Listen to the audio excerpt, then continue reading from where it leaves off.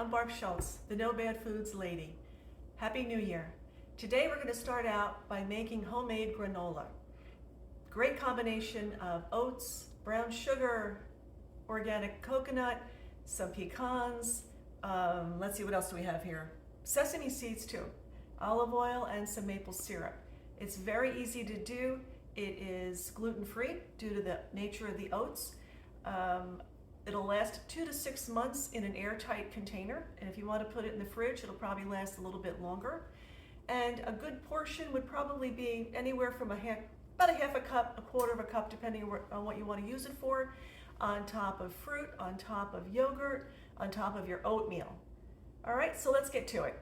This granola is very easy to make. You should have most of this in your pantry, and it's truly not expensive.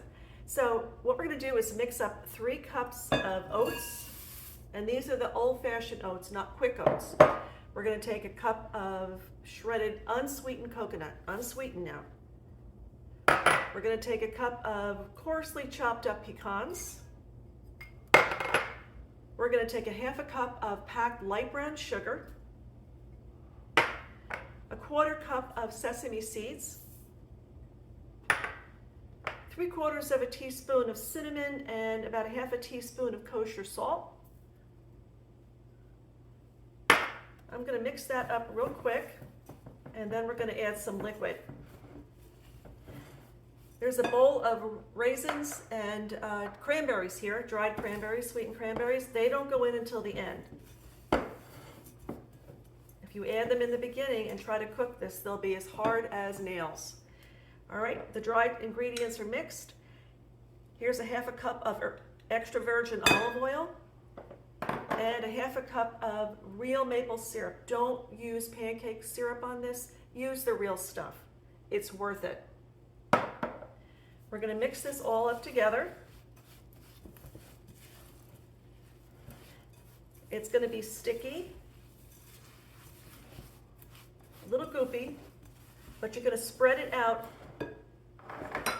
onto a sheet pan that's been lightly coated with a little bit of canola oil spray. Lightly coated. Don't make it too wet. This is going to go into a 300-degree oven. You're going to toss it every 10 minutes. Don't let it burn and don't let it dry out. Every 10 minutes. Don't walk away from it too far. All right, so it's going to go on the sheet pan. Smells good already. And you want to spread it out, and the reason for that is you want it to dry a little bit. You don't want it hard as peanut brittle, but you do want it to dry a little bit.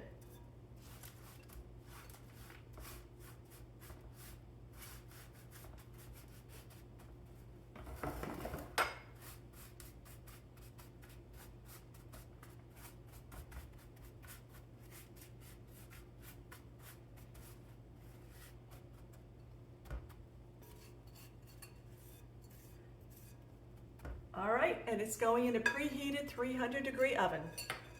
Okay, this is the first go round after the first 10 minutes. I just wanted to show you all what it's going to look like. It looks still a little pale, but the smell is amazing. Between the coconut and the toasted nuts and the oatmeal and all the other spices, this is going to be yummy. So this is the first toss after the first 10 minutes.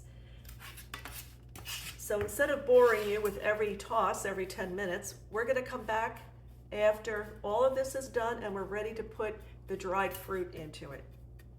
See you in a few minutes. Okay, so 40 minutes later, this has all been roasted, toasted, and tossed. And now we're going to add the fruit. This is just a combination of golden raisins and craisins. We're going to mix it all together. Now this only gets another 5 minutes in the oven, not another 10 minutes or 20 minutes. You see how nice and dry it is? It went from being a little wet and saturated to shaping up really, really well. And the whole kitchen smells like a big oatmeal cookie. So we're just going to put this in the oven for 5 minutes, and we'll be right back and we'll show you the finished product. Okay, so here you have it. Homemade granola, and the fruit is just warm through. It's not fried or anything like that. I have it sitting on a wire rack. Cool the granola in the pan. It'll firm up as it cools. When it's completely cooled off, then you want to put it in a airtight container. All right, the recipe can be found on my website, nobadfoods.com. Come give me a visit, say hey, tell me what you think. And please, if you like this video, like it on YouTube. Have a great day.